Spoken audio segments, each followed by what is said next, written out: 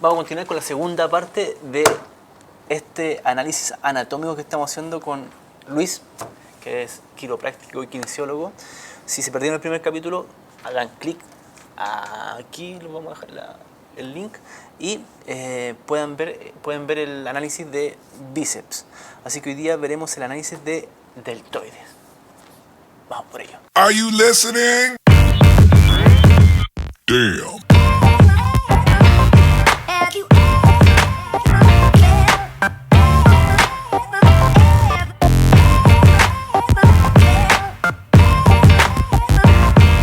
Damn. Para poder entender el análisis del deltoide tenemos que saber los movimientos. Entonces, el deltoide va a cumplir esta función de separación, que es lo que vemos en los trabajos en el gimnasio. También vamos a encontrar la flexión, que es otro trabajo que se utiliza mucho en el gimnasio para trabajar. Es importante entonces también saber que a pesar que hay flexión, flexión de hombro, también hay separación, pero también hay extensión y hiperextensión. Y eso lo vamos a analizar con Luis. Bien. Luis, entremos en detalle. Principalmente para hablar de los movimientos y dejarlos bastante claros, a nivel del hombro, en esta zona que vamos a ver hoy día, que es el deltoides, una flexión de hombro sería una disposición en ese sentido, pensando que eso es lo anterior y esta es la parte posterior. Bien, la vuelta a la neutralidad sería una extensión del hombro. Bien, cuando uno llega a un punto más neutro, más normalizado, y lleva hacia atrás el hombro, sería lo que llamamos una hiperextensión. Por ende, el deltoides va a tener una porción anterior que va a trabajar en la flexión anterior del hombro, va a tener una porción media o lateral que va a trabajar luego de los 15 grados en una disposición de abducción, como se conoce anatómicamente, o separación, y también va a colaborar tanto en la extensión, que era esta vuelta al punto neutro, como también la hiperextensión del hombro. ¿Ya? Ojo acá que dijimos que el deltoides lateral genera principalmente una abducción luego de los 15 grados. Los primeros 15 grados, la activación del músculo es del supraespinoso. Por ende, principalmente cuando se trabaja a nivel del deltoides, tenemos que tener precaución de sobrecargar lo que es el músculo del supraespinoso. Un músculo que es bastante pequeño, sumamente importante para toda activación de lo que sea movimientos del miembro superior, y que se da mucha lesión principalmente por malas técnicas ejecutadas. Ahí me quiero sumar, es importante explicar lo siguiente. Cuando la persona va a realizar el trabajo de separación, toma las mancuernas y separa el inicio de aquí a los 15 grados, va a ser principalmente el supraespinoso. Si a esto sumamos que tiene rotación interna, yo voy a sobrecargar este trabajo realizando desde este movimiento.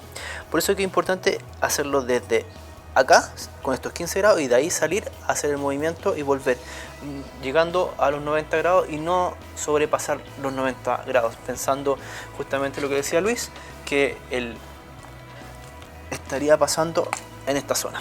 Por lo tanto, cada vez que yo hago este movimiento, estaría pinzando mi supraespinoso, y es el motor primario para realizar este movimiento. O sea, si quiero trabajar deltoide, voy a trabajar en este ángulo. Claro, hay estudios incluso que demuestran electromiográficamente que cualquier movimiento que se haga en el cuerpo humano, la primera activación electromiográfica es del transverso del abdomen, incluso cuando se genera una separación del brazo, y el segundo músculo de activación es el supraespinoso.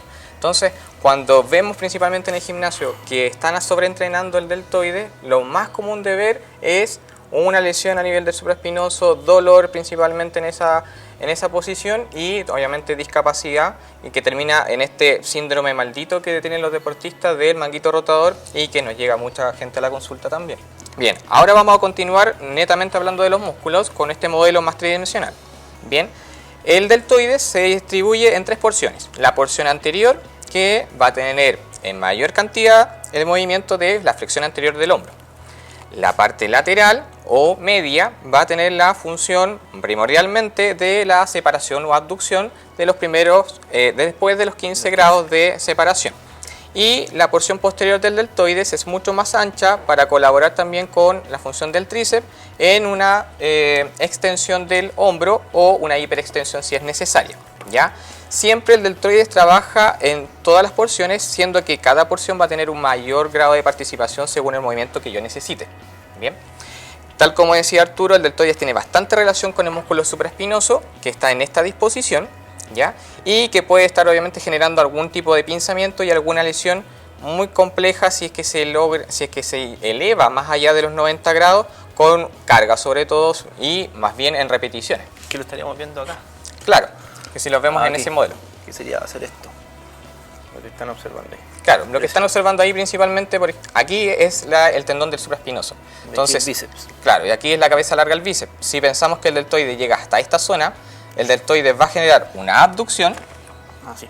Claro, va a generar una abducción y, si se dan cuenta, el tendón del supraespinoso llega a chocar con la parte de la escápula y si ustedes sobregeneran ese movimiento, sobreexageran ese movimiento, van a generar algún tipo de lesión grave.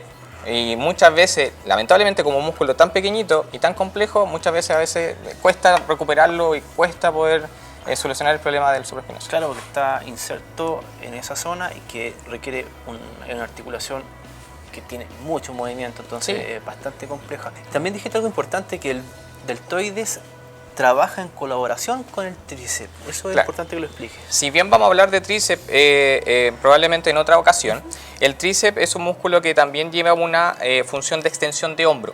Si pensamos que el deltoides en la parte posterior genera una extensión, incluso colabora con la hiperextensión, al ser un músculo más pequeño el deltoides tiene que tener ayuda de otro músculo mucho más potente para generar una hiperextensión o una extensión mucho más forzada o en velocidad. Para eso el deltoides colabora principalmente porque el músculo más principal de generar extensión de hombro es el tríceps.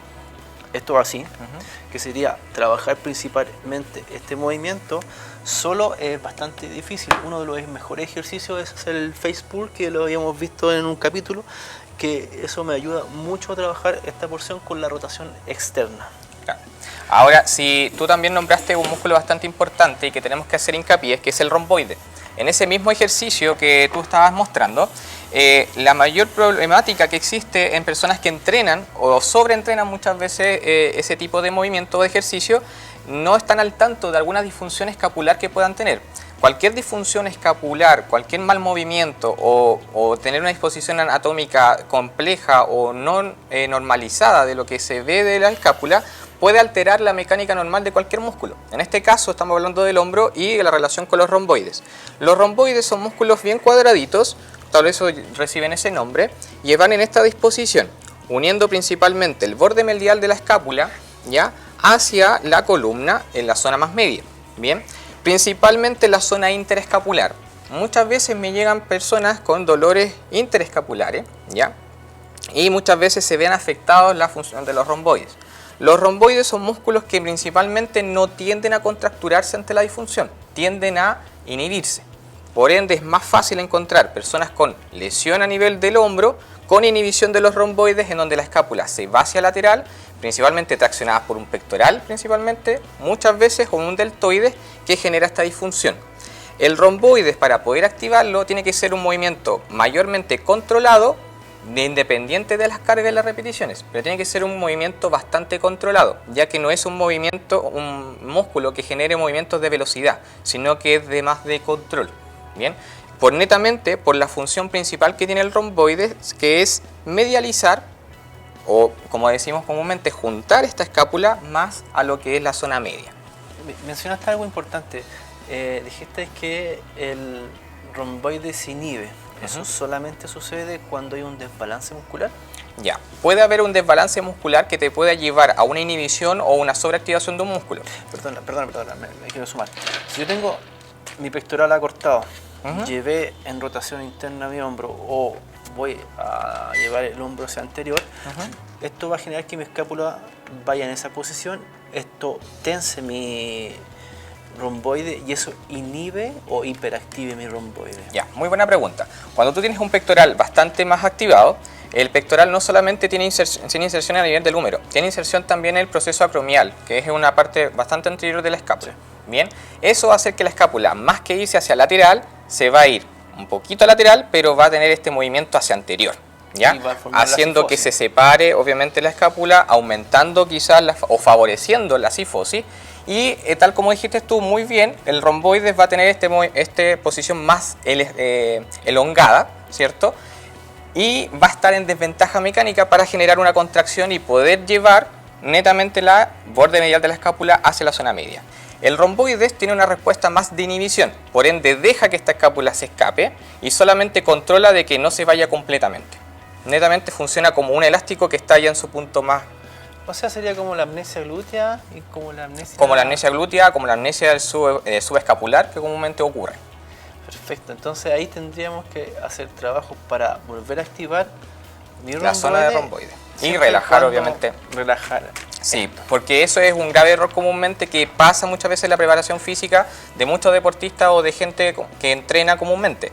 Tratan de relajar un músculo, obviando muchas veces que se puede también deber a otra zona. En este caso, si tú solamente entrenas romboides sin dejar la causa principal del problema, vas a seguir con un círculo vicioso de en algún momento volver nuevamente con la lesión. Claro, o sea, claro, voy a sobreentrenar mi romboide, romboide, pero no voy a generar el trabajo en la zona posterior. O sea, por eso es que es importante la evaluación, porque tienes que analizar todo.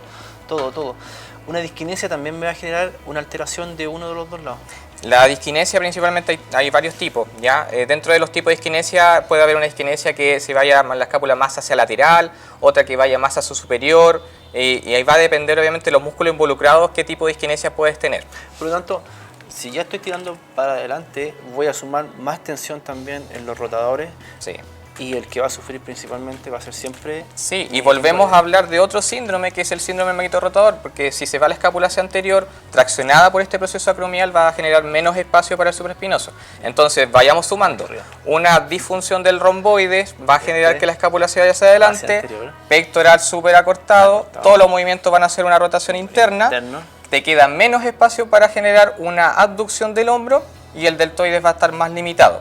Sumo que también va a generar un aumento de tensión del trapecio superior. Porque trata netamente de que la escápula no se arranque y genera obviamente esta extrema de estabilización. Imagínense que entrenando a una persona que tiene el pectoral acortado, trapecio acortado, y yo a esas personas le agrego más volumen a la semana de pectoral y de trapecio, voy a generar justamente que mi escápula vaya en esa posición.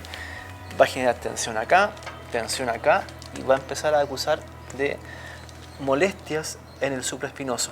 Entonces la persona va a tratar el supraespinoso, va a bajar las cargas, decir me duele el hombro cuando hago una separación, pero en realidad el problema no es hacer la separación, sino el problema está causado por esto y por esto.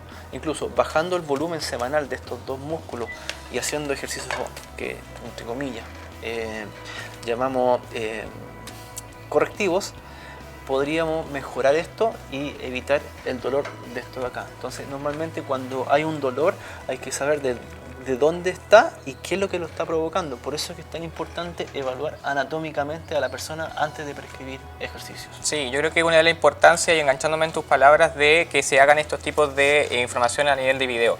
Más que conozcan la disposición anatómica, más que conozcan estos conocimientos, es también hacer un llamado a la prevención, a que sepan también cómo actuar y ante cualquier dolor o circunstancia tener esa alerta de poder responder, porque cualquier ejercicio, una vez no sabiendo, puede generar un mayor problema.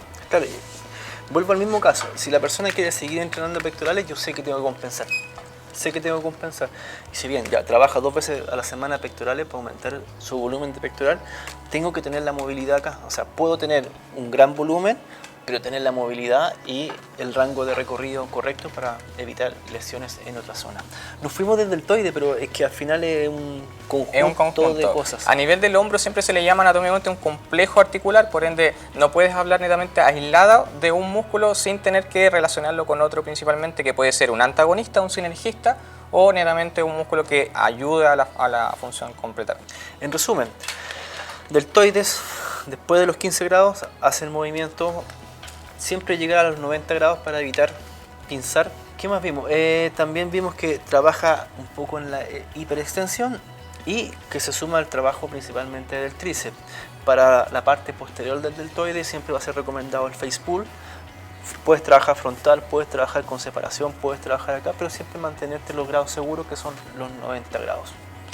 ¿Qué más nos queda, estimado colega? Yo creo que con eso estamos bastante ya más preparados para poder generar algún tipo de prevención o pensar un poquito antes de llevar a un ejercicio. Yo creo que el llamado acá principalmente es a hacer ejercicio, pero de una manera más sana, que no te llegue a un problema mayor o un dolor que tengas que tratar y que te limite obviamente la actividad física.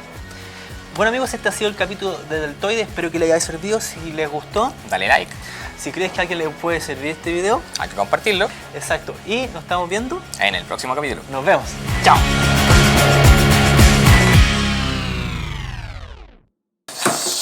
Ahí es importante destacar lo siguiente. Oh, no me veía, weón. A ver, A ver. no te ve. Buena. Anatómico. Ah, no.